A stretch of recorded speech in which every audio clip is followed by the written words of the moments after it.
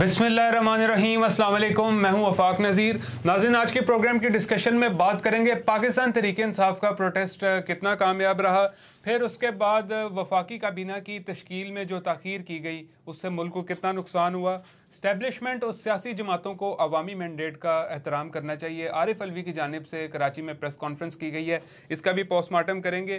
फिर उसके बाद फिरदौस शमीम नकवी इमरान खान साहब से मुलाकात करने जा रहे हैं, उसका भी अहवाल आपके सामने रखेंगे। हमाद सईद साहब हमारे साथ मौजूद हैं। हमाद साहब, पहले तो वेलकम आपको। Thank you. हमाद साहब, पहले मैं बात करना चाहूँगा, पाकिस्तान तहरीक इंसाफ का कल प्रोटेस्ट था, कितना कामयाब रहा?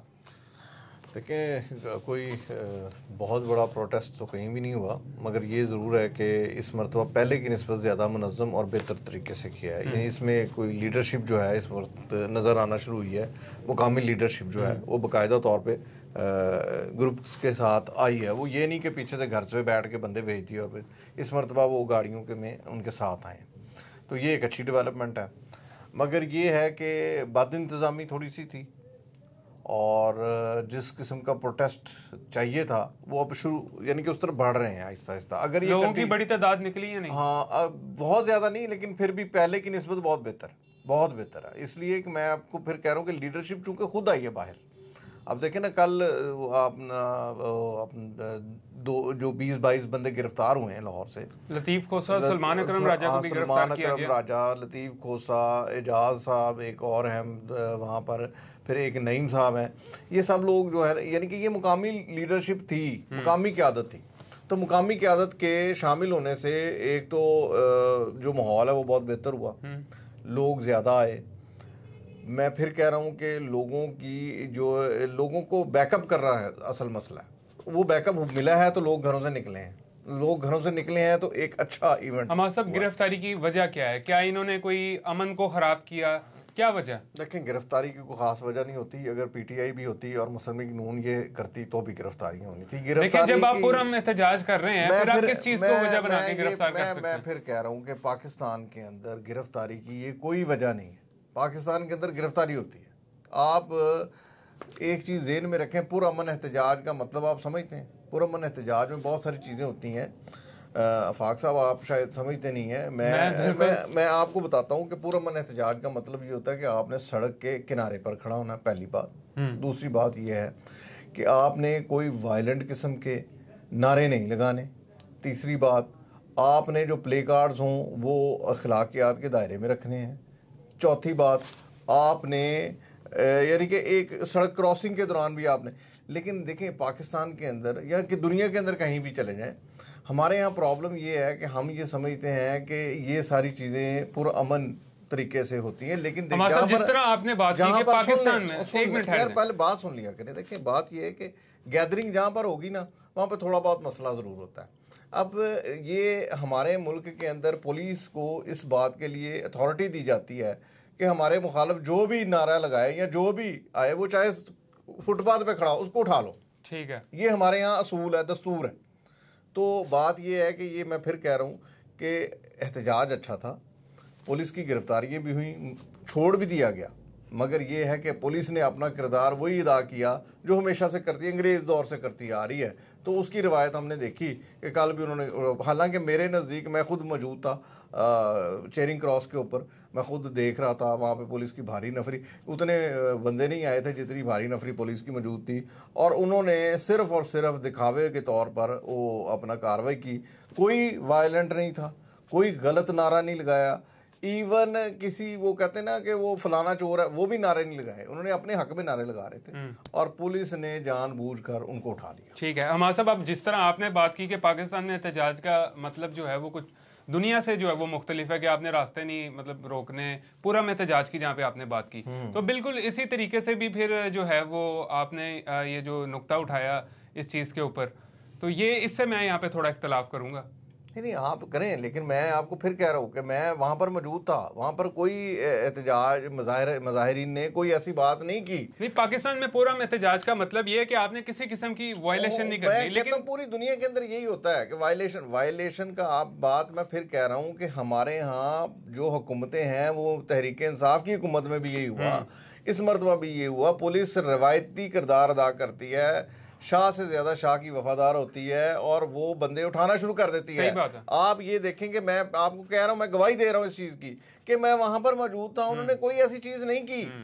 उन्होंने अपना एहतजाज बड़ा पुरअमन रखा, बड़े अच्छे तरीके से। जो देखें, जो गाने लगते हैं डेक वगैरह के ऊपर साउंड चलता है, सब लगे हुए थे, लोग वहाँ पर नारेबाजी कर रहे थे, हमें हमारा हक दो। वो यानी कि जो उनका मेन मकसद था कि हमारी जो धांधली हुई है हमारे खिलाफ, उसके ऊपर तहकीकात होनी चाहिए, उसके अलावा कोई मगर। लेकिन पुलिस ने रवायती किरदार अदा करते हुए बंदे उठा लिए। सही बात है, ठीक हो गया। अच्छा, मैं हमारा साहब अब इस तरफ आता हूँ। वफाकी काबीना आज हलफ उठाने जा रही है और उसमें स्पेशल जिनके नाम शामिल हैं वो मोहम्मद औरंगज़ेब साहब, फिर मोहसिन नकवी और आहा चीमा, इनके भी नाम शामिल हैं। जी बिल्कुल। तो क्या इस पे देखें, औरंगज़ेब साहब तो आपको पता है कि चूँकि इसहाक डार के ऊपर सब लोगों की मशावरत हुई तो वो लोग मुत्तफिक नहीं हुए। इसहाक डार को ख़ास तौर पर पीपल्स पार्टी ने डिसलाइक किया। फिर सुना है कि इस्टेब्लिशमेंट की तरफ से भी थोड़े से तहफ़्फ़ुज़ात थे, लेकिन वो इतने ज़्यादा नहीं थे। तीसरे नंबर के ऊपर पार्टी के अपने अंदर से इसहाक डार और मिसबा के ख़िलाफ़ कोई अच्छी वो नहीं है सूरत हाल, वो दोनों को ही लाइक नहीं कर रहे थे। तो इसहाक डार साहब ने तो आना ही नहीं था, उनको लिया ही नहीं जाना था। हाँ, वो सिर्फ चूँकि रिश्तेदारी है इसहाक डार की, हमारे यहाँ रिश्तेदारी की वजह से सियासत चलती है और सियासत की वजह से रिश्तेदारी चलती है, आपको पता है। तो वो रिश्तेदारी है, आखिर उनकी बेटी के जो है वो ससुर हैं मियाँ साहब, नवाज शरीफ के समधी हैं। हाँ, समझी हैं। तो अब ये बात ये है कि इस वजह से उनको कबीना में तो रखना था, तो उन्होंने रख लिया। गालिबन खारजा मिलने जा रही है। हाँ जी, गालिबन नहीं, यकीनन खारजा। हालांकि वो उनका खारजा का 1% भी अच्छा तजर्बा नहीं है मेरे नज़दीक। मैं तो समझता हूँ कि पूरी दुनिया के अंदर जिस शख्स को ज़्यादा डिसलाइक किया जाता है पाकिस्तान के अंदर, तो वो ये इसहाक डार साहब हैं। तो इनको वो वज़ीर खारजा। अच्छा, हमारे सब काबीना को लेके ये भी चीज़ बड़ी इंटरेस्टिंग है कि चौधरी सालिक हुसैन और मोहसिन नकवी हमजुल्फ हैं। हाँ जी, चौधरी सालिक हुसैन और मोहसिन नकवी हमजुल्फ हैं, दोनों की बीवी आपस में बहनें हैं। अच्छा, तीसरे नंबर के ऊपर आह चीमा जो है वो शुरू दिन से ही उसने बड़ी मारें खाई हैं मुस्लिम लीग नून के लिए। ब्यूरोक्रेट थे और बग़ैर सबूत के बड़ी अरसे जेल काटी। अब वो सबूत कौन से चाहिए थे ये मुझे नहीं पता, क्योंकि उनके दौर के अंदर LDA के अंदर जितनी करप्शन हुई है वो सारे जानते हैं। सही बात है। और फिर मैं ये नहीं कहूँगा कि उनके दौर के बाद करप्शन ख़त्म हो गई थी, उनके दौर के बाद भी करप्शन जारी ही रही थी, आज तक LDA में करप्शन चल रही है। तो ये था कि उनको उनकी वो दी गई जो उन्होंने मार खाई है अब तक और जो नुकसान उठाए हैं। लेकिन ये है कि नो डाउट कि आह चीमा जो है उसने मुस्लिम लीग नून के लिए बड़ी कुर्बानी दी, तो वो बड़ा अरसा जेल में रहा और बग़ैर वजह के रहा। तो तीसरे नंबर के ऊपर आपको पता है औरंगज़ेब साहब तो बहरहाल हमारी ज़रूरत थी, और सुना है कि उन्होंने ये कहा है कि इंटरनेशनल बैंक जो है वो पाकिस्तान के अंदर सरमायाकारी भी करेंगे। और दूसरा इनके बारे में ये भी कहा जा रहा है कि वो खुद भी $मिलियन ऑफ डॉलर्स जो है वो कमा रहे हैं, तो वो पाकिस्तान को जो है वो काफ़ी फ़ायदा होने वाला है। लेकिन ये फ़ायदा नुकसान, वो $बिलियन ऑफ डॉलर्स तो सारे कमा रहे थे। आप ये देखें कि इसहाक डार नहीं कमा रहा था, मिसबा नहीं कमा रहा था, सारे कमा रहे थे, सारे अच्छे खासे अमीर थे। कौन सा पाकिस्तान के अंदर वजीर खजाना ऐसा है जो गरीब था?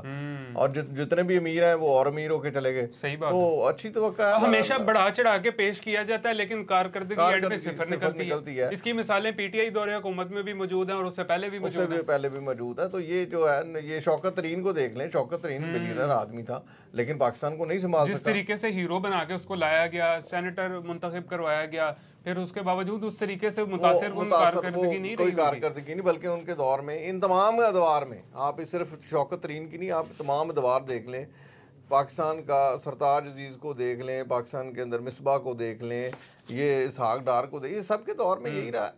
आप शौकत तरीन को या शौकत अजीज़ को देख लें, ये सब लोग आए हैं, बड़े पैसे वाले थे, ट्रिलियन ऑफ डॉलर्स के मालिक बन के गए हैं।